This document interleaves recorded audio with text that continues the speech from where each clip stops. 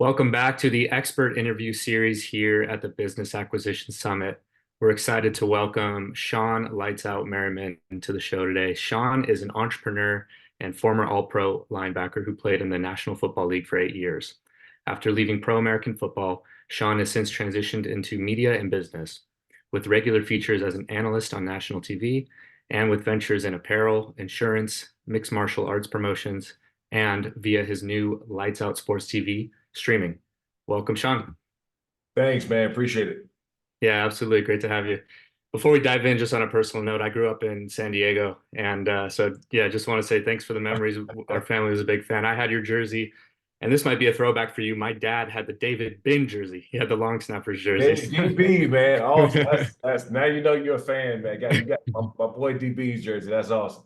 Yeah. We got that for him. It was really fun. So yeah, appreciate the memories. It was really great. Um, so I know I kind of gave you a quick intro there for our audience. We have a good amount of Americans in the crowd, but we also have an international crowd as well. So maybe could you talk little bit about your background and how you went through football and now to business? Yeah, I grew up in Prince George's County, Maryland. A little bit outside of Washington, D.C. and went to high school there, and then I ended up committing to the University of Maryland my junior year in high school. I had scholarship offers from everybody from USC to Alabama, Miami, Florida State, you name it. I had college scholarship offers everywhere, but to me, I wanted to stay home. It was important for me to stay home in my own backyard, so my high school coaches and friends and family can come and see me play. Was there 3 years, got drafted. I was, all ACC, All American. And then I got drafted after my third year, my junior year, to the Chargers, San Diego Chargers. And was 12th pick overall, man. And, I had a great career. I started off, defensive rookie of the year and all pro and Pro Bowl and, breaking records. And I think for me, it was always my mindset and how I approached everything. Because when you get to that level, everybody's good in some way. Like everybody's good. And then you got your great and your elite guys. It was just always my mentality and work ethic, man. And that's the thing. It's the same thing that goes true today. And why I have, any amount of success that I have now is just my mentality never really changed. And I think that when I retired and I got into the next phase of my life, obviously, you just said, having being in the broadcasting booth, talking about it, the clothing line, really the Lights Out brand, because that was my nickname that was given to me my sophomore year in high school, when I knocked out four players in one game. So I've carried that name since I was 16 years old. So it's been cool to kind of see everything that you just named with Lights Out Sports TV and Lights Out Extreme Fight and everything kind of blossom into this 16-year-old kid who got a name for, in a sense, knocking people out, which is pretty crazy to think about now. Yeah, that name transitioned really well into MMA, right? I mean, that just was almost a given that was going to somehow manifest Yeah. itself. You were talking about the mindset about how you approached football and now business. What do you think are some of the key parts of that have helped you see some results? For one, anybody that watched my career, I've always been like a relentless player, chasing after guys, diving over pals, being physical, aggressive, just playing hard as I possibly can go for 4 quarters. That was me in a nutshell. And then now I'm just relentless. I'm relentless everything I do. And I know there's going to be a bunch of no's starting out, or I don't know, maybes, and I got to keep pushing, waking up every day, finding a way, just having a relentless attitude. Also, too, I had some injuries during my career, and that ultimately slowed me down, and then eventually ended up having me to retire. But I came back from some of those injuries and had to get back on the field. So understanding that you're going to have obstacles in life and in business, and so since being able to deal with those obstacles, because it is a mental test, it is a mental battle when you have those obstacles, because you want to quit, you second guess yourself. Am I doing this? Am I doing too much? If I'm not doing enough, it's just you quit. There's a lot of the mental game happens when you have these obstacles. And same thing in business. You got some days like, man, I'm not doing as well. We took a step back, or things not going as fast as I would like to. And so you have to overcome those mental battles again. And I think I was very well prepared for that. Yeah, yeah, that resiliency, it seems so important. Um, something that came up. So last week we had a Navy SEAL veteran, William Branham, on the show. He talked about how, sometimes the transition from military to civilian life is tough, and I think athletes sometimes experience the same thing. And there's a lot of business owners and our audience in this space who, their identity is really tied up in being a business owner, and they think about selling the business or moving on to the next step. That kind of freaks them out a little bit. Do you have any sort of tips or advice on what you learned making the transition from pro sports to business? Yeah, that transition is tough, and I don't care who you are. When I retire, that's why you hear a lot of athletes struggle. And the same with military. And I've actually worked with organizations where vets and players get together and talk about this transition, and you hear a lot of these stories are powerful. And I think the biggest thing is that you have to be willing to jump, right? And if you were great doing something, if you were a great player, if you were a great teammate, in the military, and you were great at what you did, it's really about finding that passion to the next thing. Because that's what made us great. We actually had a passion to do what we did. I mean, it was nothing like a strip sack, forced fumble, recovery, turnover on third downs, having a crowd roar and running out to 70,000 people. So whatever gives you that same amount of passion, whatever make you get up the way you did that, if you take that and you apply that to the next phase of your life, you're going to be successful because that's what made you great in the first place. So, I try to, when I talk to anybody about taking that next step, no matter what you're kind of transitioning to, is that as soon as you find that passion, whatever made you feel like that, or whatever got you out of the bed, whatever made you want to keep going no matter what happened, you find that passion, success is going to be right behind it. Yeah, I love that. Something you mentioned in there too was that sort of teamwork, what sort of insights you have on leadership and working with teams? Obviously, same thing like military or sports. That's kind of front and center. But how do you transition that into business, and how do you see It, inspiring leading people now? I So, with the Lights Out Extreme Fight, we got, production, I have talent, broadcasters, and all this other stuff. And a lot of them refer to me as boss, or say boss. It always makes me feel weird. And I'll tell you why, because, um, and I've been leading a team, right? So my mindset is just to lead a team because that's what I know the best, right? I don't know CEO as much. I don't know the ins and outs of being a boss and being like, I know how to lead. And that's what you are as a business owner. You're leading everybody in the right direction. Me coming out the tunnel last, right? Breaking down the team, getting everybody mentally, physically motivated before the game, talks. When they're looking for a big play, I've always been a leader, right? And so I look at everything now, when they call me boss or they, have my job, they have this description as the CEO or founder. I'm like, okay, I can deal with founder. Founder's okay. But it freaks me out when I see CEO and stuff like that. And I was like, look, I'm just a leader. I've been leading a team my whole entire life. Again, transitioning with that same mindset to just lead other teams. And that's what a really good business owner do. What are some of the key differentiations you see between, maybe something that someone assumes with the title boss versus a leader? How do you see the differences there? I think it's just really the industry, right? You're talking about business when somebody owns a company, and so they have to put some kind of title to call you something, because we're not used to hearing a leader, right? When somebody hand their cards out, they don't say CEO of such and such company or leader of such. You don't see that, right? And so I think that it's just been a title that's been attached to ownership or somebody who's at the top, kind of whatever. But leadership is what I preach. I'm constantly leading the way in everything that I do, and I know how to do that best because I've been doing it for so long. But to me, it's the same thing. It always weirds me out a little bit to be called that. Yeah. Okay, cool. Since you've transitioned into business, I know you've had a few different ventures. How do you determine, when you're evaluating opportunities, where to invest your time, your money, all those things? Um, for me, it's always longevity and upside. because no matter what you do, it's going to be hard. I don't care whatever it is. If when you're doing anything from scratch, you're building, you're starting from the bottom. It's all of it's hard, but certain things are worthwhile because the upside and longevity to what you're doing can pay off, right? Because look, we all got 24 hours in the day. So I don't care what anyone says that, well, you got to do this, you got to do that. Like, no, no, I have to maximize this 24 hours I have in a day because, and I break it down to anybody I talk to like this. I said, I need 6 hours of sleep. That's typically how much I sleep. I eat 3 times a day. I work out 6 days a week, about an hour, 15 minutes a day. And for the most part, I'm just working through the day. Whatever time is left, I'm just kind of working through the day. Even if I'm sitting around, having lunch or conversation, I'm still sending out emails. It literally never stops for me.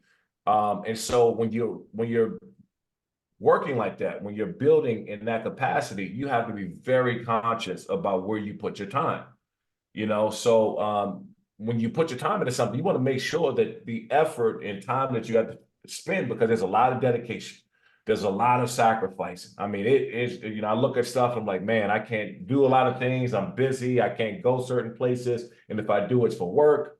And so you have to make sure the upside and longevity is worth what you're doing. Yeah. Yeah, I love that. Thinking with the end in mind, you know. Um, so what about MMA got you excited, got you passionate about getting into that space? Why did you decide to start the promotions there? Well, in that space, I can't get fined. So, um, so I originally got into. I was training with Randy Couture one off season in the mid 2000s, and I did it just strictly to get better in football. That I didn't have any intentions to do anything with it. I had some boxes, and my uncles were professional boxers, but I didn't look to really do anything with it. I just want to get better in football. Well, first of all, I seen how much it got better. I got better in football because I was able to use my hands and certain techniques in MMA and leverage and being able to open your hips, those type of things. But also I loved it. I said, man, this is really, I love doing this. And I started to get into sparring, started getting into rolling and pummling. And I just loved everything about the sport. And then That sparring, did it make anybody in the organization nervous that you were doing that? well, back then, camera phones wasn't as big, so I could get away with some stuff. But even now, I still spar. Some days they're open mats, and I'll go a couple rounds with another heavyweight or whoever they got in there just to get some work. I love to stay disciplined. It's my thing. But I'll say this, that started to grow a passion and being able to, when I retired, get into broadcasting. So I understood. I worked at the biggest networks for years. And so, yeah, when I retired, I went to NFL Network a couple of years. I was at Fox Sports a couple of years after that, ESPN a couple of years. I was at the launch of WWE Network, hosted WrestleManias. And so I really, really understood how TV works, production, and everything else. So it was a combination of understanding how TV works and these bigger networks work. And it was the other combination of it was the passion I had for the MMA and the sport. For one, because of what UFC and just paved the way to make it such a global phenomenon. Um, so yeah, it happened, man. It was like, how often you get a chance to do what I did on the football field, live out that dream, and then you're in MMA, like live sports, you're into all this other stuff. And there's so many different verticals that goes into live sports. And we're talking tech and distribution and TV and production. I mean, there's a lot, right? It's not just like the art of fighting, even though that's the part I love the most when guys go out there and get after it. There's a lot that happens on the back end: sponsorship, ads, marketing, branding. I mean, there's a lot built around this thing that I actually really enjoy and I have a passion for. So, and you'll hear me say passion a lot of times because you have to have the passion because you're going to hit some obstacles, you're going to hit some speed bumps, some brick walls that if you don't have the passion to do it, you'll quit. And I don't care what you're doing, you'll quit because you don't have the passion to do it. So you'll often hear me say a lot of things, but there are a lot of things are involved in passion. Yeah. With with that sort of industry, with all those different moving parts, what are some of the lessons you've learned through that process of growing the brand? Um, well, things don't happen overnight. And again, because I played football, let me tell you a quick story. So when I got to the University of Maryland, my freshman year, I never had one sack in high school. I never even knew how to pass rush. The only most I've ever seen anybody pass rush was watching on TV because in high school I was a middle, like basically a middle linebacker off the line of scrimmage. I've never even had a sack. And one day I got put on the line of scrimmage as a defensive end and the outside linebacker pass rusher, and they said, "Hey, go get the quarterback." And I'm like, "Hey, what do I do?" And so literally, I started watching film and staying an hour after practice every day, working on my pass rushing moves. I will go and watch Lawrence Taylor. I will watch Reggie White. I'll watch, Derek Thomas and all these guys and what they did, and I would emulate, everything that they did. And I would work on what they were good at. So again, um, I know the value of things not happening overnight because I had to learn a whole skill that required. And by the way, we got a game in a month or two, so I got to get on it. And so I know that great things don't happen overnight. So that experience allowed me to say, you know what, I'm not looking for overnight success in anything I touch. I'm building things for longevity that could possibly outlast possibly me, right? And so when you look at it like that, you're willing to grind and put in any amount of work or time possible to make things happen. Yeah, yeah, and what you said about your broadcasting background, it's almost like you were training for that even before you started, the Extreme Fighting brand, right? You kind of you were just staying aware of different aspects of the business, right? Yeah, look, no doubt about that. It was almost like I got an MBA in like network TV.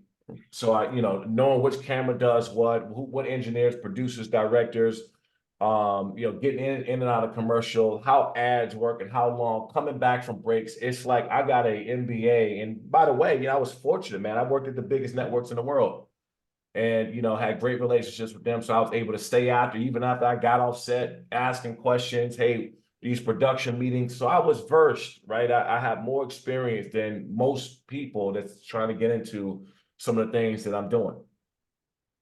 Yeah.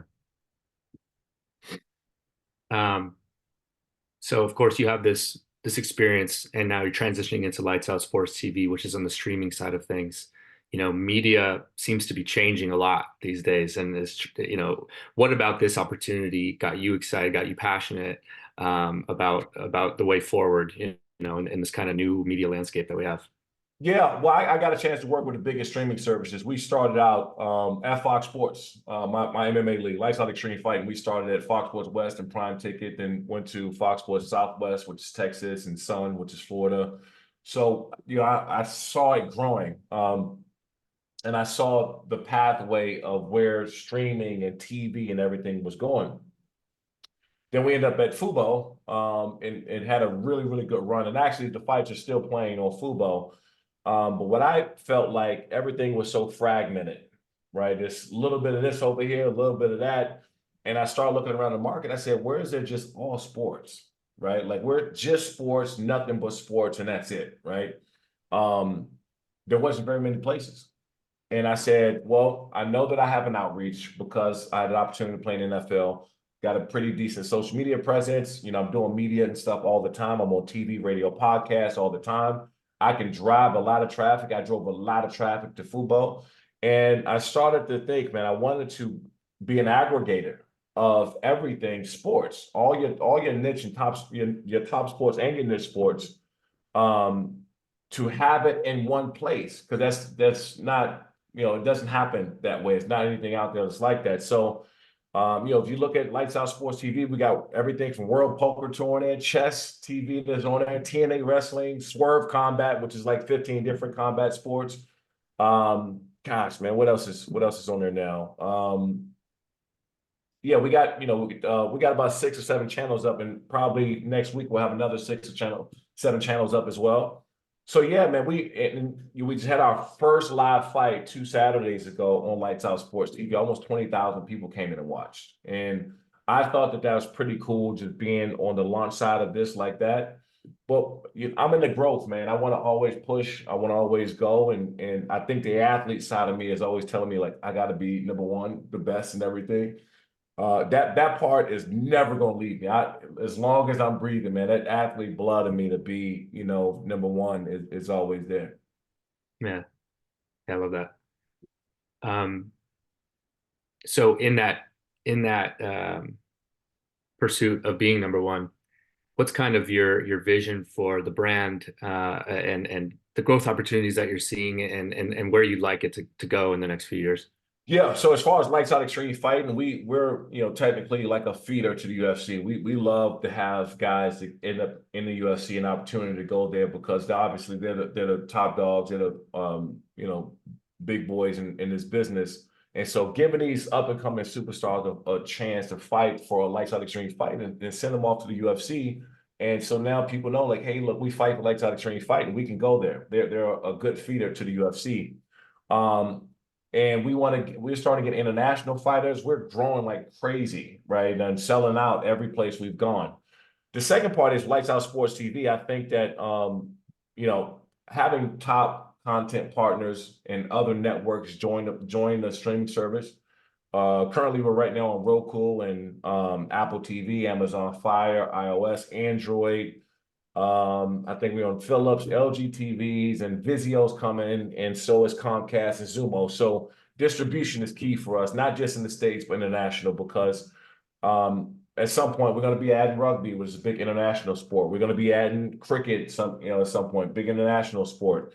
So yeah, we'll feed the beast here, right, and grow here in the States, but also, we're looking at international rollouts and distribution platforms all across the world, and it's a work in progress. So those, if you talk about the one or two things, those are the top two things that I'm really focused on when you talk about those two. Yeah. And I know that correct me if I have this wrong, but Lights Out Sports TV is ad supported, right? It's Yeah, not a yes, subscription. it's free. It's free ad support. Yes, absolutely. Thanks for adding that. It's a free ad supported platform, and I've always felt that that was the way to go, right? If you have a really good in-house ads team, which we do, I partnered. Otera built my platform for the streaming service, so we have in-house ads team that's constantly running ads and it's kind of, when I go talk to people about what I know about the ad space and fast tags and linking things up on the back and how, the buy and sell side go of ads, it really freaks people out and I love it. But there's a lot to go on that. And we wanted to make it free to to the consumers, man, to the public, where they don't, we know there's a lot. I'm still a subscriber to these other streaming services, but I'm fortunate enough to do that. But man, it can get expensive. I mean, especially when you're hopping to 7 or 8 different streaming services, it can add up when you're talking about monthly. So it was important for us to make sure that it was free and ad supported. Yeah, yeah, it was an interesting decision. I was just curious about it because there's, people can get so much for free these days, so it's like you're kind of competing with, YouTube or whatever, these some of these TV providers. So yeah, it's cool. Just trying to understand where's media headed, what's the direction, so yeah, I appreciate that. Um, uh, what's next for you in life? What are you excited about besides growing the business and stuff like that? What gets you fired up outside of business? Yeah, I think that's really it, man. I work, my schedule is as I just said, right? The 6 hours of sleep, 3 meals. Um, I'm very regimented, very, very regimented. And I don't really have hobbies and stuff like that. I know that, some people do, which is I don't have a problem with it. I'm not gonna date a Goggins you and say, stay hard, don't do anything but work and sleep. I'm not that. It's just that I'm that way anyway, but I don't know if everyone is, but I am. So I want to, for us, it has to be trending up everything. Sometimes your growth is going to be small, sometimes it's going to be massive, but it always has to be going up. And I'm talking about everything from viewership to more and more content partners and channels on Lights Out Sports. We have more, I want more and more fighters with Lights Out Extreme Fighting. I want to be able to have more fights Right now, we're having a fight every 5 to 6 weeks. I would like to get every month, and then sometime in 2025, 2 fights a month. Creating more distribution deals and partnerships where people can see us all over the world. So that's where everything is headed for me. I got my son's 14. He plays quarterback, and he plays quarterback in Jersey. He's one of the top junior high quarterback coming out. So I spend a lot of time with him. I go to these camps, these recruiting and rival camps. He's going down to the IMG Academy in July, which I'll stay some days with him. But again, and he's so used to it now. That's why I love my boy to death. But he's so used to it now because he'll be out there doing his thing, and he knows I got my thing, and I'm talking, and I might have a laptop right here. So he's pretty cool about that. He just loves to look up and see his pops there. So I think it's cool. Yeah, that's awesome. Love that. Shawne, thanks so much for sharing your time with us and your expertise with us today. What's the best place for people to reach you? Maybe it's yourself personally for, opportunities or the brands. Yeah, for social media, it's at Shawne Merriman, SHAWNEMERRIMAN. Both Instagram, Twitter, and all that stuff. Lights Out Sports TV. You can get Lights Out Sports TV on every major platform. Download it on your Apple phone, your Android if you got that. And doing these cool giveaways right now, just signed jersey giveaways on social media, so you guys can pop in and be a part of that. But yeah, just check us out. Lights Out Extreme Fighting, lightsoutxf.com is the website to find out more information about us there. So yeah, man, I'm on social media every day. I'm doing some media, working with kids and stuff at some of these camps and high schools, and I still got a passion to go out and coach, once or twice sometime a week. Because that's in my blood too. So yeah, that's it. Awesome. Shawne, thanks again and appreciate you coming on and hope to chat again soon. You got it, man. Appreciate it. Thanks.